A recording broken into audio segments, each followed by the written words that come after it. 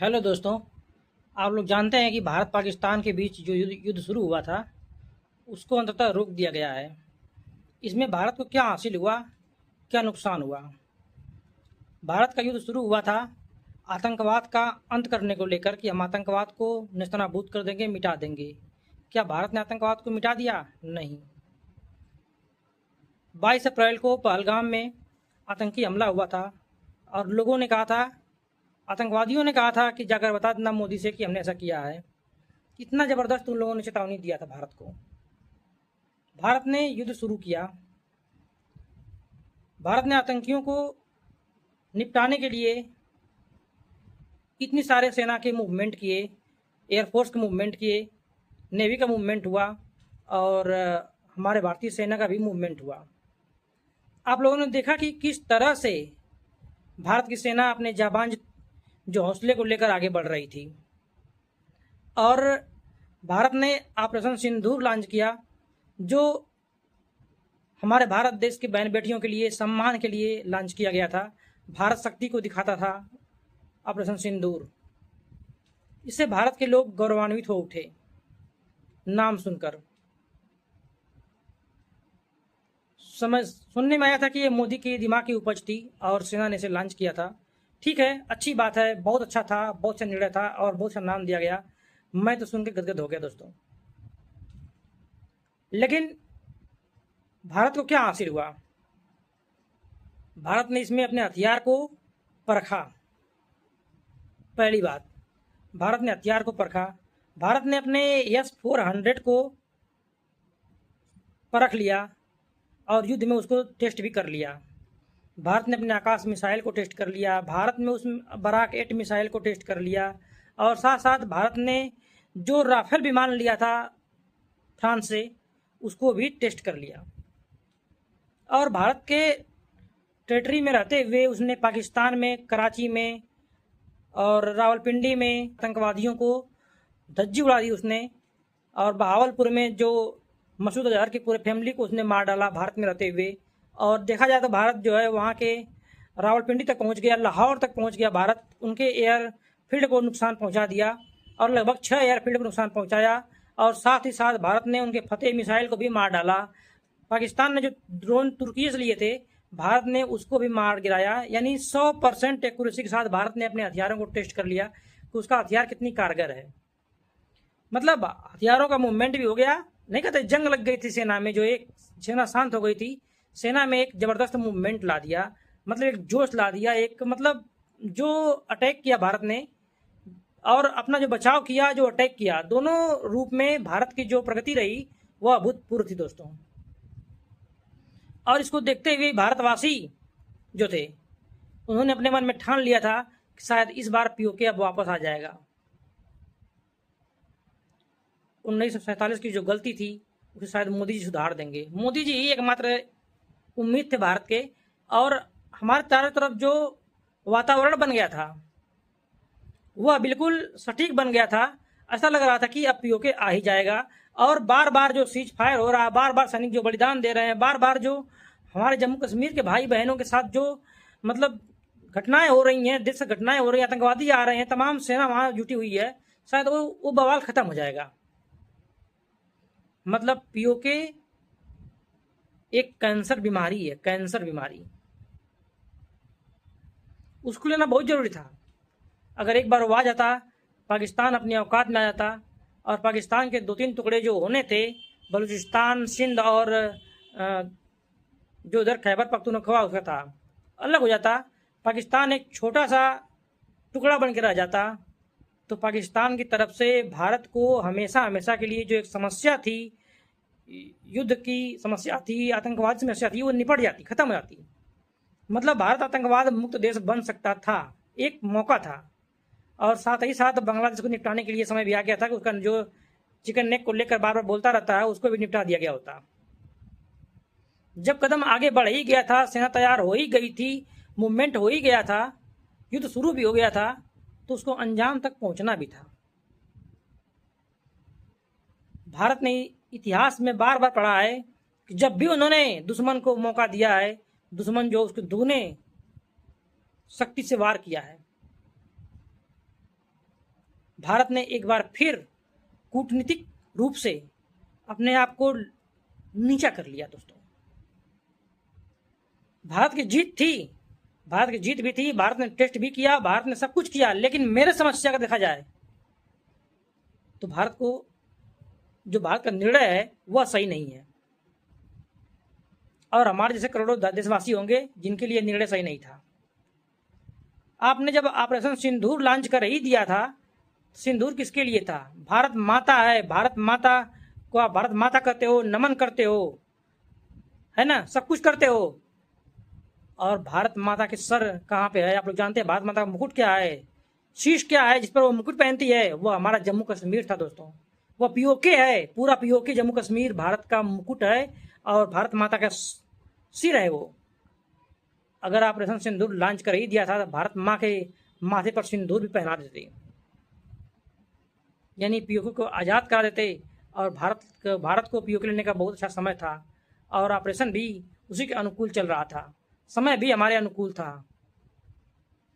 PoK लेने का मतलब भारत माँ जब अपने माथे पर सिंदूर लगाती तो हमारे भारतवासी का जो सम्मान था, जो खुशियाँ थी, वह दोस्तों कई गुना बढ़ जाती। हम मोदी सरकार के समर्थक हैं, मोदी सरकार की नीतियाँ जो हैं वो देश के लिए अग्रसर करने वाली हैं, सब कुछ है, सही है।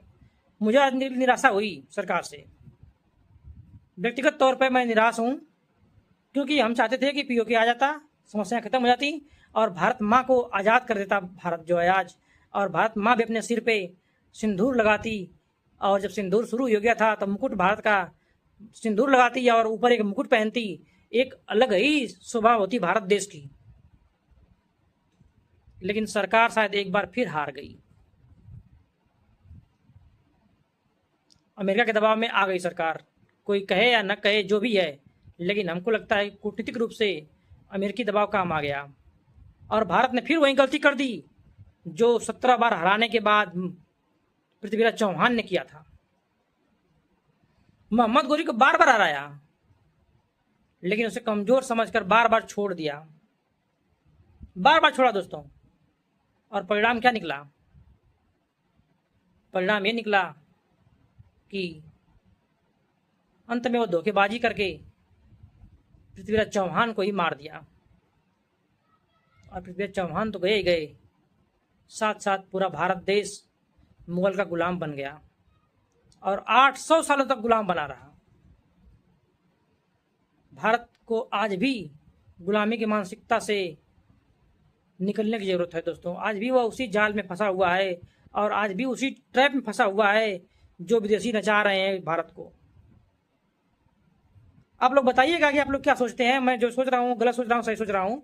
भारत थोड़ा और पीछे चला जाता, इतिहास में थोड़ा और पीछे जाते, महाराजा सुहेलदेव सीख लेते।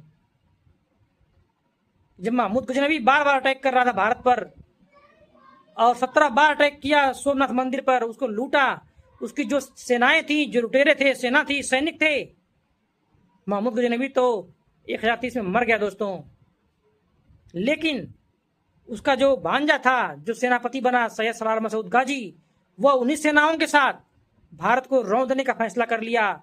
और चूंकि भारत में अपार धन संपदा थी, मंदिरों में अपार धन संपदा थी, तो बहुत सारे लुटेरे जो थे वह एकजुट हो गए और उस सेना में शामिल हो गए, और उन्होंने पूरे भारत को लूटने का, रौंदने का प्रण ले लिया। और जो काम महमूद गजनवी अधूरा छोड़ गया था, उसको पूरा करने के लिए पूरी अरब सेना, लगभग 1.5 लाख सेना जो है मसूद गाजी की सेना में शामिल हो गई और भारत के लूटने के लिए चल पड़ी। दोस्तों, आप लोग जानते हैं कि किस प्रकार से यह भारत देश को लूटने के लिए मध्य एशिया से चला, अफगानिस्तान होते हुए दोस्तों, फिर वहीं जम्मू कश्मीर से होते हुए, पंजाब होते हुए वह पहुंचा दिल्ली, और दिल्ली से मेरठ के रास्ते होते हुए, बहराइच के रास्ते होते हुए वह अयोध्या लूटने चला आया। जब अयोध्या की तरफ बढ़ रहा था, सबको रोड डाला उसने, किसी को नहीं छोड़ा दोस्तों। इतनी रिक्त सेना उसके पास थी, इतना बलशाली था, कोई उसके सामने नहीं पड़ता था, लोग कांपते थे उससे। लेकिन जब वो आगे बढ़ता गया तो पहुंच गया था बहराइच। जब पहुंचा तो वहीं श्रावस्ती में महाराजा सुहेलदेव जी राज करते थे दोस्तों। महाराजा सुहेलदेव राजभर नागवंशीय क्षत्रिय शासक थे वो, और जब संपर्क हुआ उनसे, जब उनको लगा, जब उन्होंने देखा कि इस तरह से आगे बढ़ रहा है मसूद गाजी और भारत देश को रौंद डालेगा, ये तो बहुत ही सूझबूझ से उन्होंने अपने समकक्ष जो राजा थे उनको एकजुट किया। लगभग 27 राजाओं को एकजुट करके एक संघ बनाया दोस्तों। कहा जाता है कि उसी युद्ध में उनके जो भाई थे महाराजा भुरादेव, जो भुराजा दुर्ग पे राज करते दोस्तों थे, वहाँ पे गायों का सेना लेके आगे चल रहा था और उनको घेर लिया। गायों की सेना आगे कर दिया, चालाकी किया, और चालाकी करने के बाद जो है भुरादेव फंस गए कि हम सेना को मारें कि किसको मारें, और उन्होंने उसमें फंस गए जब, तो उनको उनका कत्ल कर दिया गया, उनको धोखे से मार दिया गया उसी तरह फंसाकर। और जो सुहलदेव की बहन थी अम्बा देवी, उनका अपहरण कर लिया गया और उन्हीं की शादी की बात की जाती है, उन्हीं की बारात निकलती है।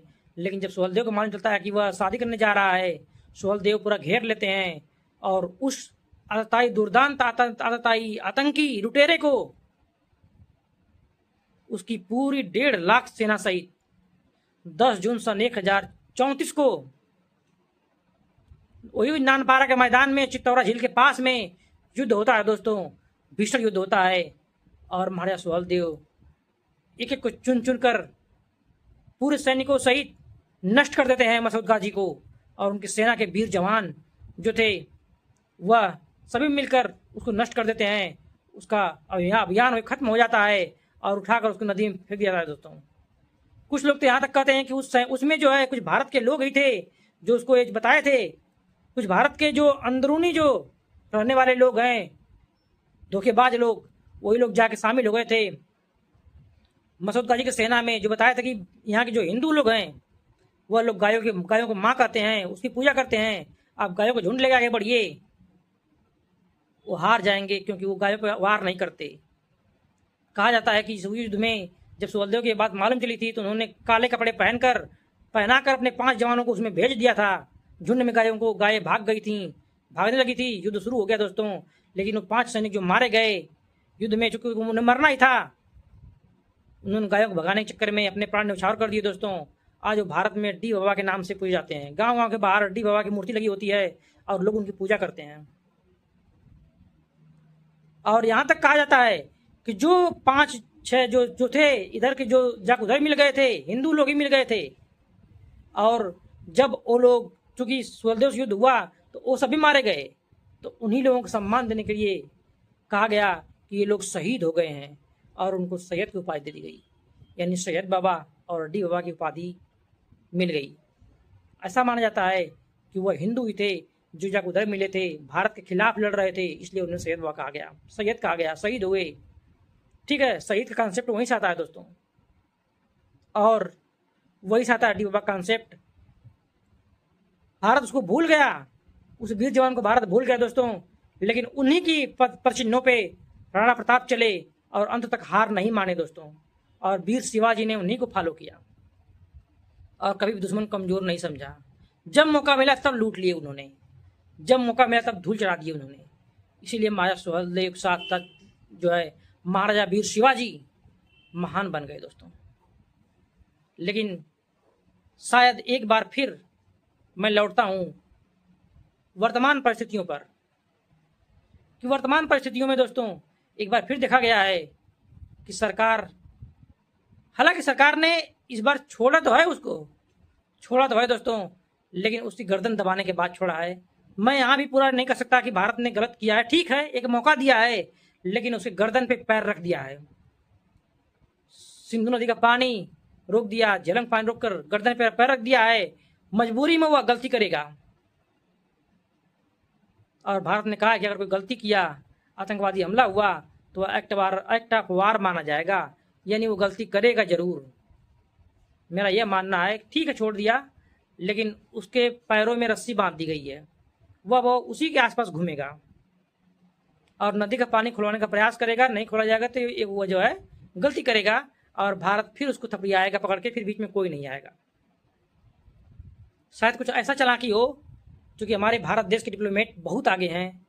मैं इसे कूटनीतिक हार कह रहा हूँ, लेकिन हमको लगता है कि उनके साथ कूटनीति हमसे बहुत ऊंची हो, बहुत आगे हो, उनकी सोच बहुत आगे हो। और उन्होंने छोड़ा नहीं है। शायद नहीं कहा जाता है कि कैमरा लगा के छोड़ा है उसको, कैमरा लगा के जहाँ जहाँ घूमेगा भारत देखता रहेगा उसको, और जब गलती करेगा पकड़ के पीट देगा। अब बीच में फिर अमेरिका भी नहीं आएगा, क्योंकि अमेरिका ने एक बार बचा दिया, बार बार ट्रंप नहीं आएगा बीच में।